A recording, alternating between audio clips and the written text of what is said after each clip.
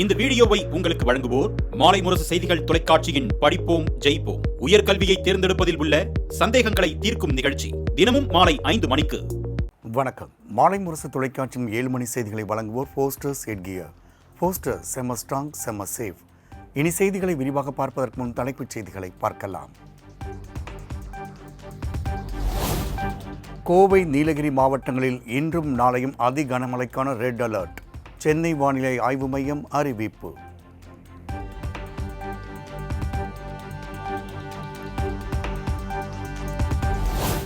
நெல்லை, தேனி, தென்காசி, கன்னியாகுமரி ஆகிய 4 மாவட்டங்களில் இன்றும் நாளையும் மிக கனமழைக்கு வாய்ப்பு.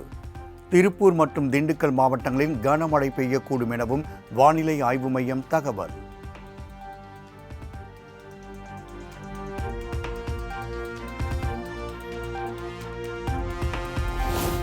வானிலை ஆய்வு மைய எச்சரிக்கையை ஒட்டி நீலகிரி மாவட்டத்தில் முகாமிட்டுள்ள தேசிய பேரிடர் மீட்புக் குழு. நிலச்சரிவு, வெள்ளத்தால் பாதிக்கப்பட்டவர்களை மீட்பதற்கான உபகரணங்கள் தயார் நிலையில் இருப்பதாகவும் அறிவிப்பு. மழை ரொம்ப அதிகமாக இருக்குது, அதனால் லேண்ட்ஸ்லைட் வாய்ப்பு இருக்குது. அப்படி ஏதாவது லேண்ட்ஸ்லைட் ஏதாவது இருக்குதுன்னா பெட்டனை ரெஸ்பாண்ட் பண்ணுறதுக்காக, சடன்லி ரெஸ்பாண்ட் பண்ணுறதுக்காக நம்ம ஒரு 30 பேர் டீமும் இங்கே வந்துருக்கோம். அதான் அதுவே இப்போ ஃப்ளட்டாக இருந்தாலும் லேண்ட்ஸ்லைடாக இருந்தாலும் ஃபுல் எக்யூப்மெண்ட்டோட தான் எக்யூப்ட் ஆகிட்டோம் நாங்கள்.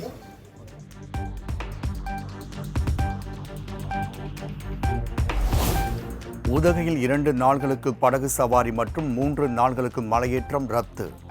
கனமழை எச்சரிக்கையை அடுத்து நீலகிரி மாவட்ட ஆட்சியர் லட்சுமி பவ்யா தண்ணீரு அறிவிப்பு.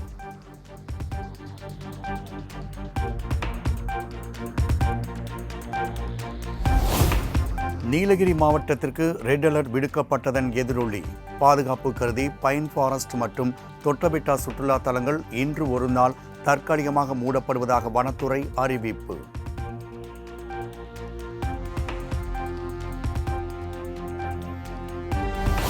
பதினாறு ஆண்டுகளுக்கு பிறகு தமிழகத்தில் முன்கூட்டியே தொடங்கியது தென்மேற்கு பருவமழை.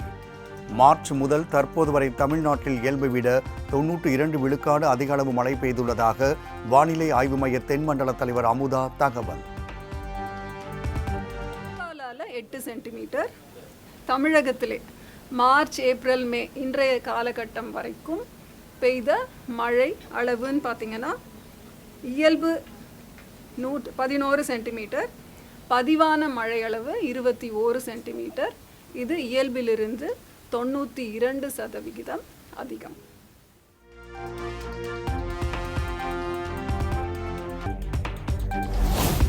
வடக்கு வங்கக்கடல் பகுதியில் நாளை மறுநாள் காற்றழுத்த தாழ்வு பகுதி உருவாக வாய்ப்பு. தமிழகத்தில் வரும் 28ஆம் தேதி வரை கனமழை பெய்யும் எனவும் வானிலை ஆய்வு மையம் அறிவிப்பு. இது அரபிக்கடல் பற்றி. வங்கக்கடல் பகுதின்னு பார்த்தீங்கன்னா மத்திய, மேற்கு மற்றும் அதனை ஒட்டிய வடக்கு வங்கக்கடல் பகுதிகளில் ஒரு காற்றழுத்த தாழ்வு பகுதி வருகின்ற 27ஆம் தேதி உருவாகும் வாய்ப்பு இருக்கிறது.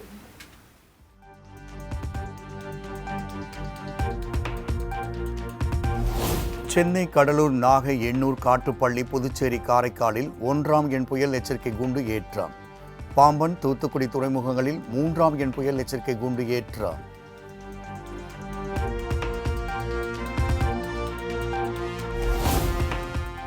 கோவை குற்றாலத்தில் கடும் வெள்ளப்பெருக்கு. சுற்றுலா பயணிகள் அருவி பகுதிக்கு செல்ல தடை.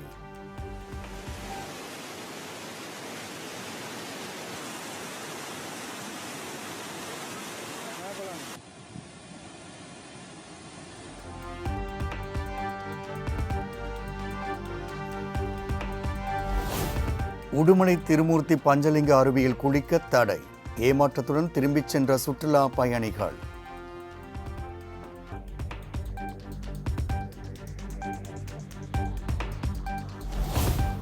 மேற்கு தொடர்ச்சி மலைப்பகுதிகளில் 2 நாள்களுக்கு கனமழை எச்சரிக்கை விடுக்கப்பட்டதன் எதிரொலி.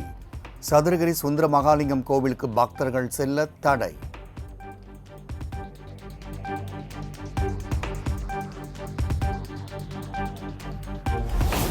மத்திய மாநில அரசுகள் ஒன்றிணைந்து செயல்பட்டால் எட்ட முடியாத இலக்கு என்று எதுவும் இல்லை.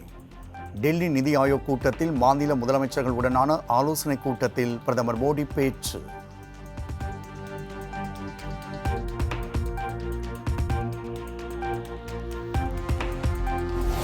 மத்திய வரிகளில் இருந்து மாநிலங்களுக்கு 50% உரிமை பங்கை வழங்க வேண்டும். நிதி ஆயோக் கூட்டத்தில் தமிழ்நாடு முதலமைச்சர் மு க ஸ்டாலின் பங்கேற்று வலியுறுத்தல்.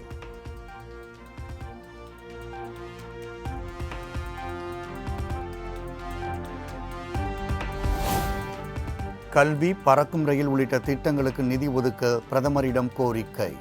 தமிழக மீனவர் பிரச்சினைக்கு தீர்வு காணவும் வலியுறுத்தியதாக முதலமைச்சர் மு க ஸ்டாலின் பேட்டி.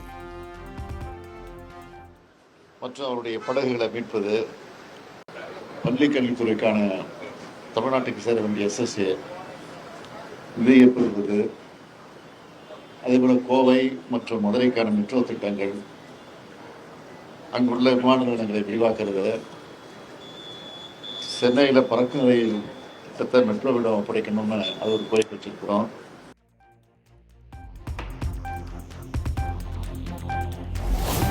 என்னிடம் வெள்ளை கொடியும் இல்லை, EPS-இடம் உள்ளது போன்று காவி கொடியும் இல்லை. டெல்லி பயணம் தொடர்பான EPS-இன் விமர்சனத்திற்கு முதலமைச்சர் மு க ஸ்டாலின் பதிலடி.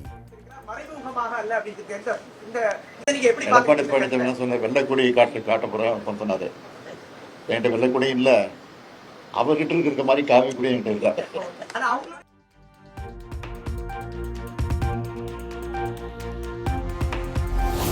ED ரைடு அல்ல, மோடி ரைடுக்கும் நாங்கள் பயப்பட மாட்டோம் என துணை முதலமைச்சர் உதயநிதி ஸ்டாலின் திட்டவட்டம். மிரட்டி அடிபணிய வைப்பதற்கு திமுக அடிமை கட்சி கிடையாது எனவும் ஆவேசம். பலமுறை நான் சொல்லியிருக்கிறேன், ED இல்லை, மோடிக்கு நான் பயப்பட மாட்டோம். தொடர்ந்து எங்களை தொடர்பு தான் இருக்கோம். என்ன பண்ணாங்க? மிரட்ட பார்த்தாங்க. மிரட்டி அடிபணி வைக்கிறதுக்கு, பயப்படுறதுக்கு அடிமை கட்சி திமுக. உங்களுடைய கலைஞர் உருவாக்கின கட்சி, உங்களுடைய சுயமரியாதை கட்சி, பெரியார் கொள்கைகள். தப்பு பண்ணுறவங்க தான் பயப்பட தேவை. நாங்கள் யாருக்கும் அடிப்பணி வந்து தேவையில்லை, பயப்படுறது அவசியமும் கிடையாது. எதாக இருந்தாலும்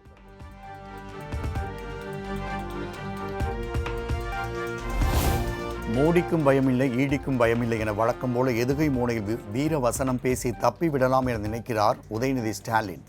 பாஜக மாநில தலைவர் நயினார் நாகேந்திரன் காட்டம்.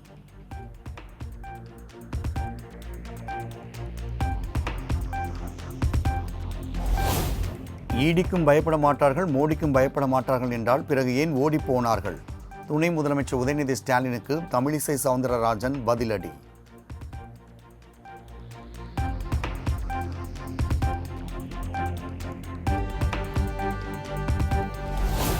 அதிகப்படியான மன உளைச்சலால் கடந்த 1 மாதமாக தூக்கம் வரவில்லை.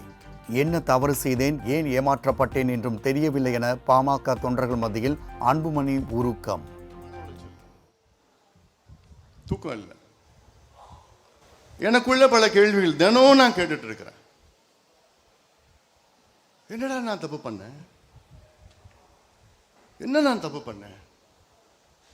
தூங்குறதுக்கு முன்னாடி இதுதான் எனக்கு மனசுல படும். தூங்கி எழுந்த உடனே எனக்கு ஒரு கேள்வி, என்ன நான் தப்பு பண்ணேன்? ஏன் நான் மாற்றப்பட்டேன்? எனக்கு தெரியல என்ன நான் தப்பு பண்ண. எனக்கு தெரியல. 1 மாசமா ரொம்ப மன உளைச்சல்.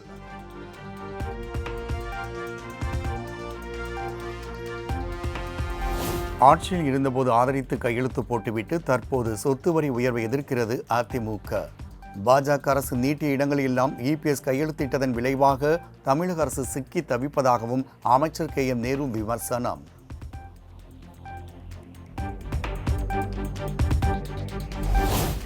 தமிழ்நாடு அரசின் தலைமை ஹாஜி சலாவுதீன் முகமது அயூப் சாஹிப் காலமானார். சென்னையில் உடல்நலக்குறைவு காரணமாக உயிர் பிரிந்தது.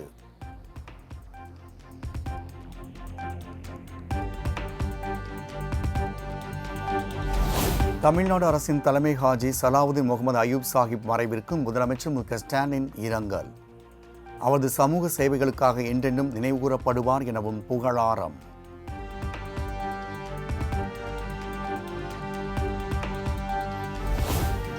நகை கடனுக்கான புதிய விதிமுறைகளை ரிசர்வ் வங்கி உடனடியாக திரும்பப் பெற வேண்டும் என விஜய் வலியுறுத்தல்.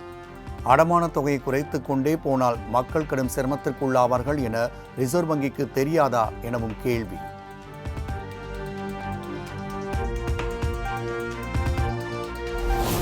உசிலம்பட்டி அருகே சாலை கடக்க முயன்றபோது கார் மோதி குழந்தை உட்பட ஒரே குடும்பத்தை சேர்ந்த 4 பேர் பலி. மேலும் 3 பேர் படுகாயங்களோடு மருத்துவமனையில் அனுமதி.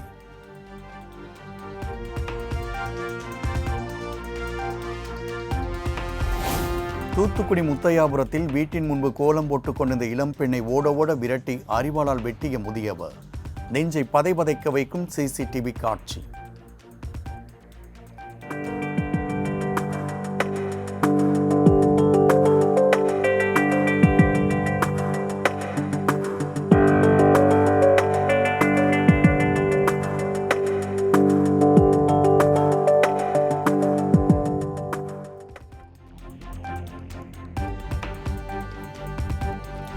சென்னை பட்டினம்பாக்கத்தில் வீட்டின் பால்கனி மற்றும் படிக்கட்டுகள் இடிந்து விழுந்து விபத்து.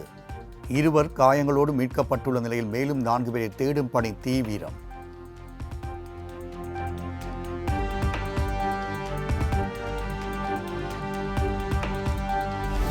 சென்னை ராயப்பேட்டை தனியார் மருத்துவமனையில் இந்து குழந்தைக்கு சுன்னத் செய்த இஸ்லாமிய மருத்துவர். கட்டாய மதமாற்ற எண்ணத்தோடு சுன்னத் செய்ததாக சிறுவனின் உறவினர்கள் குற்றச்சாட்டு. மதம் மாற்றத்துக்கு அது பிளான் பண்ணி நடத்துகிற மாதிரியே இந்த ஹாஸ்பிட்டலில் நடத்துகிறாங்க. தொடர்ந்து இந்த ஹாஸ்பிட்டலில் தொடர்ந்து புகார். நாங்கள் ஏதோ தெரியாதனமாக அந்த ஹாஸ்பிட்டலில் வந்து பார்த்து இன்றைக்கி குழந்தைக்கு வந்து இதுமாரி ஒரு இந்து குழந்தை தெரிஞ்சு கூட அந்த சுன்னத் பண்ணி இன்றைக்கி வந்து வேறு ஒரு மருத்துவமனையில் குழந்தை அட்மிட் பண்ணுற நிலைமைக்கு எடுத்து போயிட்டு இந்த நிர்வாகம் மருத்துவ நிர்வாகம் விட்டுடுச்சு.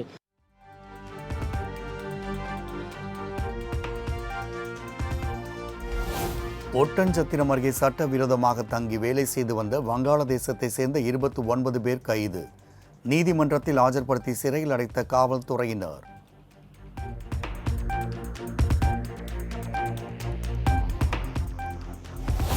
நான் முதல்வன் திட்டத்தின் மூலம் ஜெர்மன் நாட்டிற்கு கல்வி சுற்றுலா சென்ற 22 மாணவர்கள் முதன்முறையாக விமானத்தில் செல்லும் அனுபவத்தை தங்களுக்கு வழங்கிய தமிழ்நாடு அரசுக்கு நன்றி என பேட்டி. வைக்கிறதுக்கும் நாங்கள் மென்மேலும் வளர்கிறதுக்கும் ஒரு முதல் படியாக இருக்கும். அங்கே அழைச்சிட்டு போயிட்டு அங்கே இருக்கிற எல்லாத்தையுமே சுற்றி காமிக்கிறாங்க. இது வந்து எங்களை வந்து எப்படி மோட்டிவேட் பண்ணுறது, அங்கே நிறைய விஷயங்களை நாங்கள் கற்றுக்கலாம்.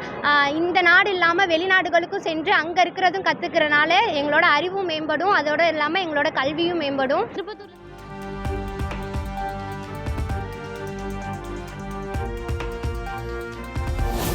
வைகாசி மாத சனி பிரதோஷத்தை ஒட்டி தமிழகத்தில் உள்ள சிவாலயங்களில் சிறப்பு வழிபாடு.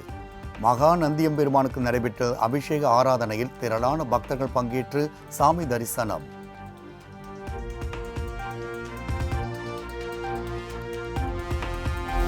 சிந்து நதிநீர் ஒப்பந்தத்தின் அடிப்படையான நட்பு நல்லெண்ணம் என்ற அம்சங்களை பாகிஸ்தான் 65 ஆண்டுகளாக மீறி வருகிறது.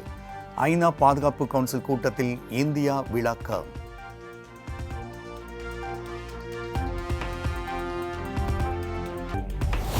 வீரியம் குறைந்த கொரோனா தொற்று என்பதால் மக்கள் பீதியடைய தேவையில்லை. தமிழ்நாடு, கேரளா, மகாராஷ்டிரா, கர்நாடகா மாநிலங்களில் தொற்று கண்டறியப்பட்ட நிலையில் மத்திய சுகாதாரத்துறை அமைச்சகம் விளக்கம்.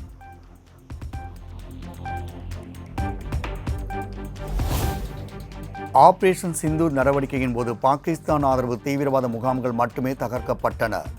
எல்லையோர குடியிருப்புகள் மற்றும் கோவில்கள் மீது பாகிஸ்தான் தாக்குதல் நடத்தியதாகவும் மாஸ்கோவில் திமுக எம்பி கனிமொழி பேட்டி.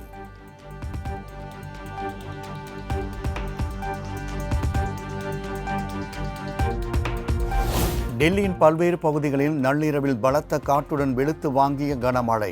சாலைகள் மழைநீர் பெருக்கெடுத்து ஓடியதால் வாகன ஓட்டிகள் கடும் அவதி.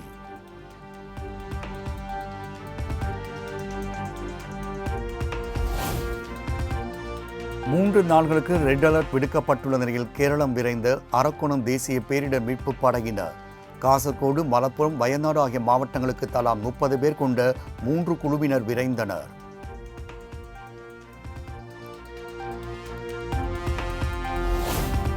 கேரளாவின் விழிங்கம் துறைமுகம் அருகே கண்டெய்னர்களை ஏற்றிச் சென்ற சரக்கு கப்பல் கடலில் மூழ்கி விபத்து. கொச்சி நோக்கி சென்ற கப்பலில் சிக்கிய 15 பேரை மீட்கும் பணி தீவிரம்.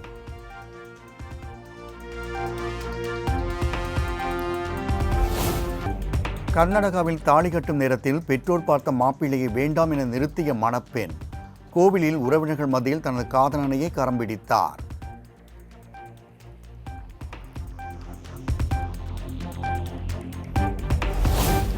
ஐபோன் நிறுவனத்தை தொடர்ந்து சாம்சங் நிறுவனத்திற்கும் வரி விதிக்கப்படும். அமெரிக்க அதிபர் ட்ரம்ப் எச்சரிக்கை.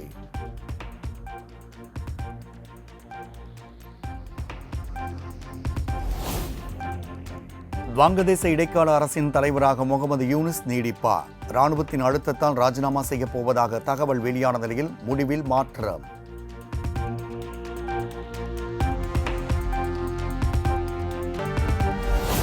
ஐபிஎல் கிரிக்கெட் தொடரில் டெல்லி கேபிட்டல்ஸ் அணி அசத்தல் வெற்றி. 6 விக்கெட் வித்தியாசத்தில் பஞ்சாப் அணியை வீழ்த்தி தொடரை வெற்றியோடு நிறைவு செய்த டெல்லி.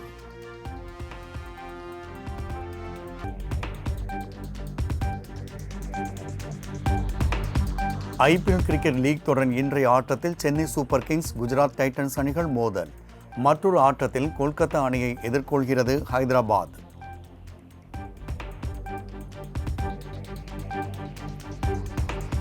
ஜிம்பாப்வே அணிக்கு எதிரான டெஸ்ட் கிரிக்கெட் தொடர் இன்னிங்ஸ் வெற்றி பெற்று இங்கிலாந்து அசத்தல்.